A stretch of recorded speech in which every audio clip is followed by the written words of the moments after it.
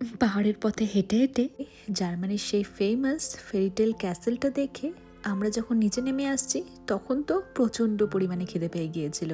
তো আশেপাশে তেমন কোনো বড়সড় খাওয়ার রেস্টুরেন্ট বা দোকানপাট ছিল না, কিন্তু একটা জায়গায় দেখতে পেলাম যে কিছু একটা গরম গরম ভাজছে। আর বাইরে যে কনকনে ঠান্ডা ছিল, পেটে খিদে, সব কিছু মিলিয়ে সেই গরম গরম চপের মতো খাবারগুলো দেখে খিদেটা যেন আরো দ্বিগুণ পরিমাণে বেড়ে গিয়েছিল।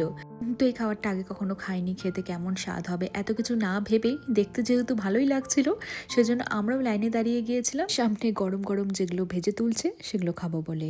তো এটা হলো জার্মানির একটা সুইট ডিশ যাকে জার্মান মিনি ডোনাটো বলা হয়।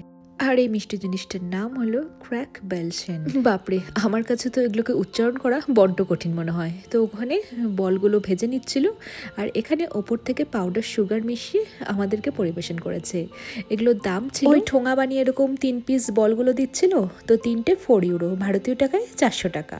আর এই দোকানে পেমেন্টটা শুধুমাত্র ক্যাশে নিচ্ছিল।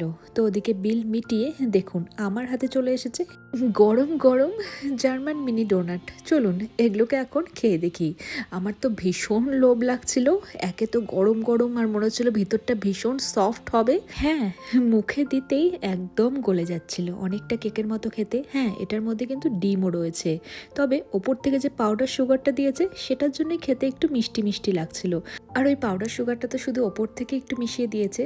যখন উপরের পোর্শনটা খেয়ে নিচের পোর্শনটা খেতে আসছি তখন মনে হচ্ছে ইস, এটার মধ্যে তেমন কোনো স্বাদই নেই, না নোনতা না মিষ্টি না কিছু। যাই হোক, অন্য একটা দেশে এসে নতুন একটা খাবার খেলাম আর পেট আর মন খানিকটা শান্ত করে এবার আমরা নিচে চলে এসেছি। আর সেখান থেকে বাস নিয়ে আবার হোটেলে ফিরে যাবো। তো আজকে আসি, টাটা।